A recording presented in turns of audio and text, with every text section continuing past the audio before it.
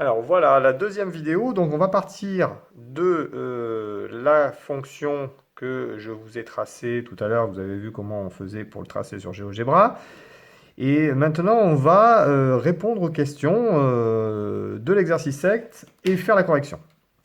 Donc cette fois je prends le stylo et puis on va lire l'énoncé et puis on va essayer de répondre au fur et à mesure avec le vocabulaire mathématique. Alors, première question, expliquez l'écriture b égale min de f moins 2, 9. On l'avait écrit là tout à l'heure, je vous rappelle, et en fait, ça veut tout simplement dire que l'on cherche le minimum de la fonction, euh, c'est-à-dire l'endroit où la fonction est la plus basse. Et on met moins 2 et 9, tout simplement pour lui dire de rechercher ce minimum entre moins 2 et 9. Parce qu'on ne veut pas savoir ce qui se passe avant moins 2 et après x égale 9. Alors donc, en fait, on place le point B. En fait, ça va placer un point B, hein, puisque c'est le nom qu'on a mis devant, au minimum de la fonction. D'accord? Euh, donc ça fait quoi? Ben, ça place... Ah, il ne marche pas, donc on prend un autre. Donc place le point B qui représente la valeur, le minimum de la fonction f entre x égale moins 2 et x égale 9. Voilà.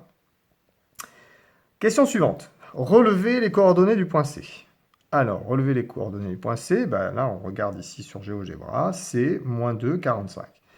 Alors, on écrit la même chose. Alors, sauf que là, ça, c'est la syntaxe qui est utilisée par GeoGebra. En mathématiques, vous le savez, au collège, vous avez déjà utilisé. On écrit effectivement les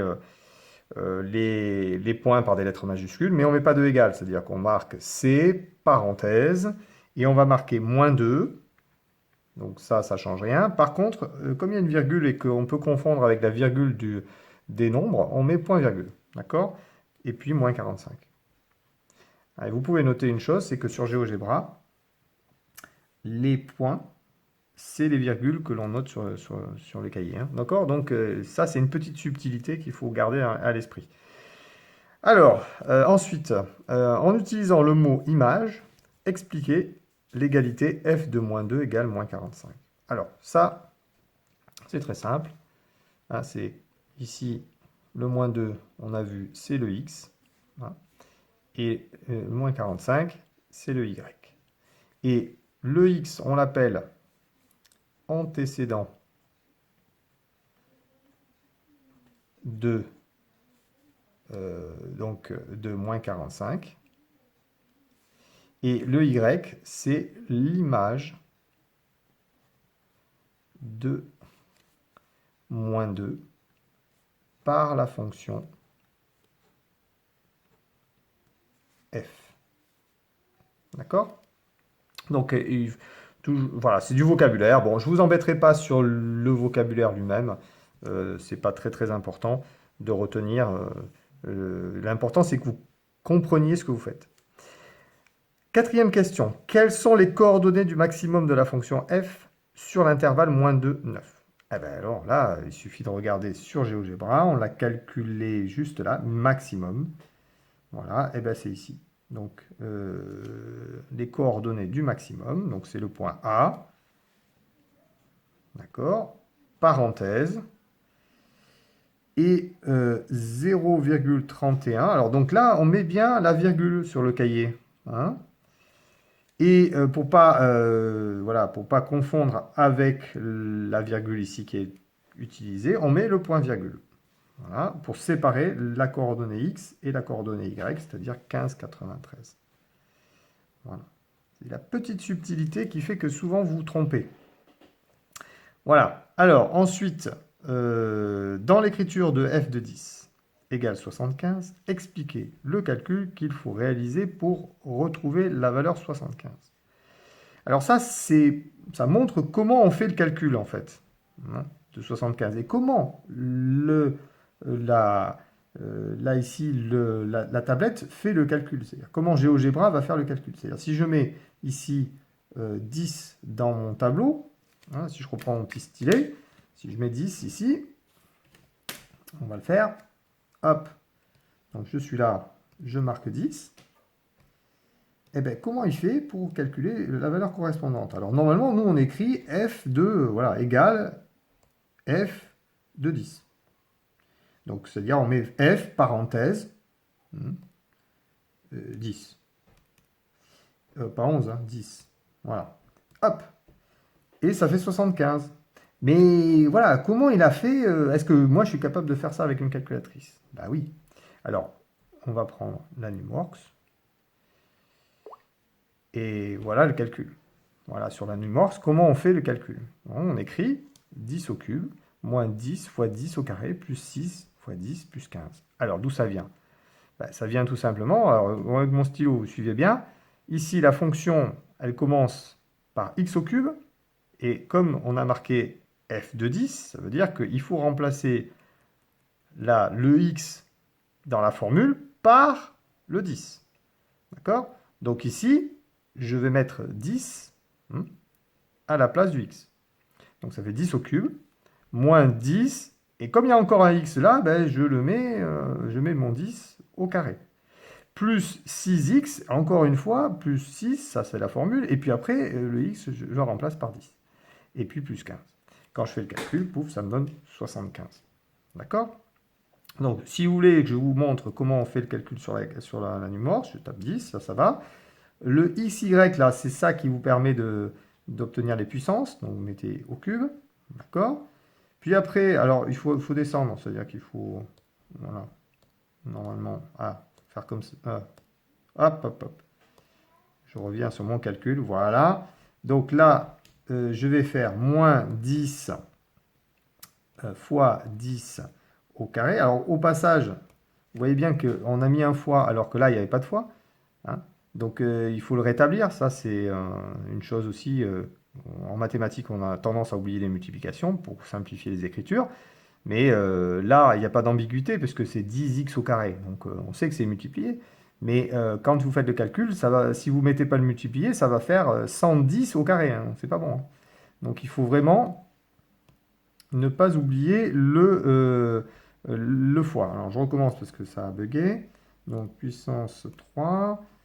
Je descends, moins 10 fois 10 au carré, d'accord, plus 6, et là encore une fois, il n'y a rien ici, puisque c'est 6x, mais il ne faut pas oublier le 10, le fois. Voilà, et puis on fait le calcul, ça fait 75. Voilà, alors, donc on revient sur GeoGebra, tac.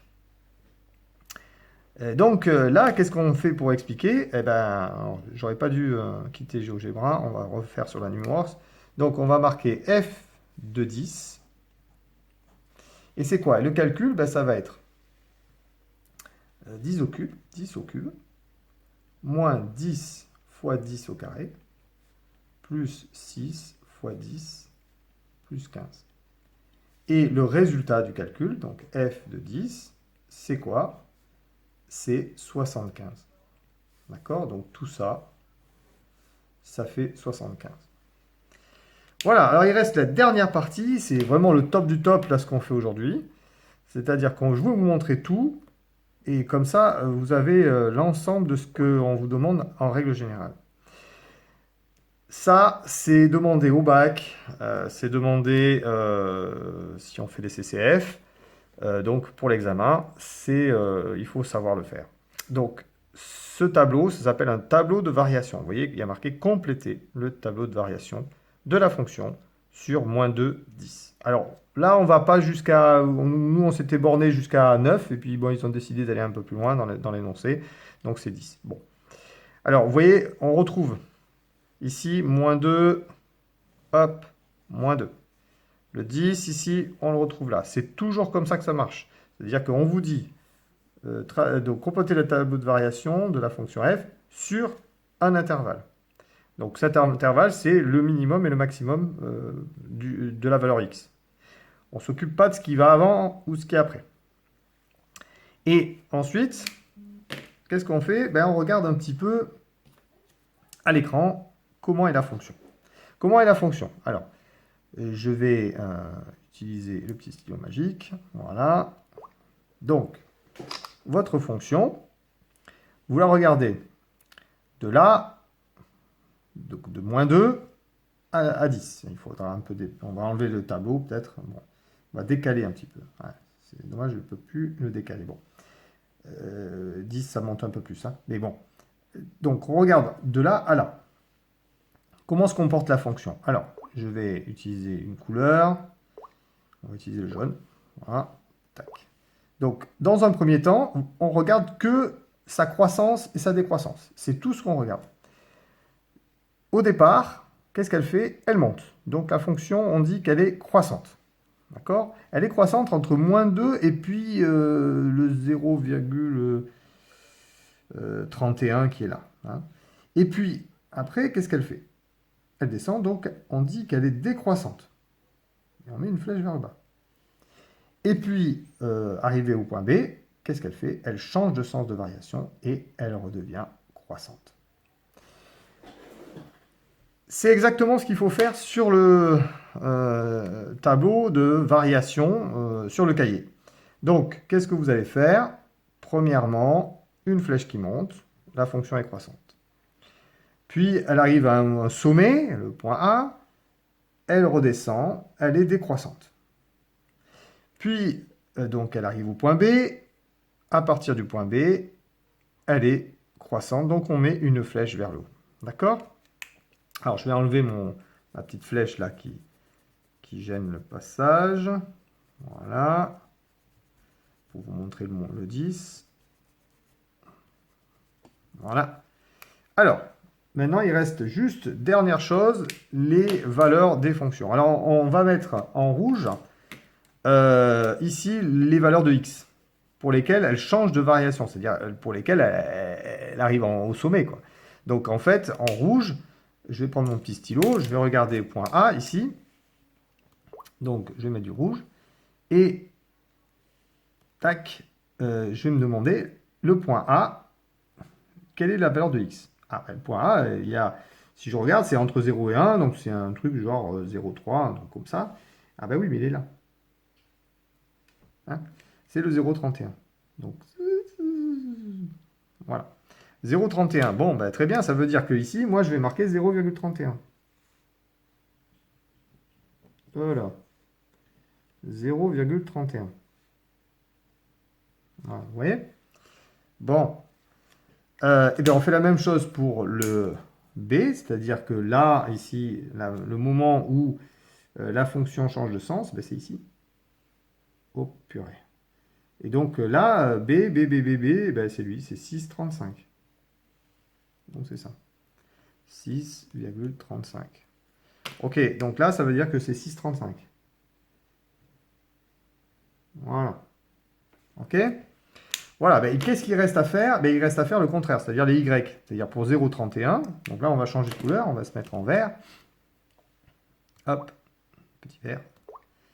Voilà. Et on va se demander, le point A, là, ici, il est à combien de Y? Ah non, regarde, il est là. Non, pardon. C'est le point A. Donc le point A, c'est 15,93.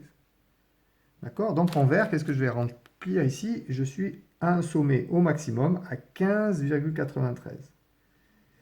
Ok? Et pareil pour l'autre. C'est-à-dire pour B. Le minimum, il est où? Il est là. Ok, c'est combien? Moins 90 et des bananes. Ah ouais, c'est là. C'est moins 94,08.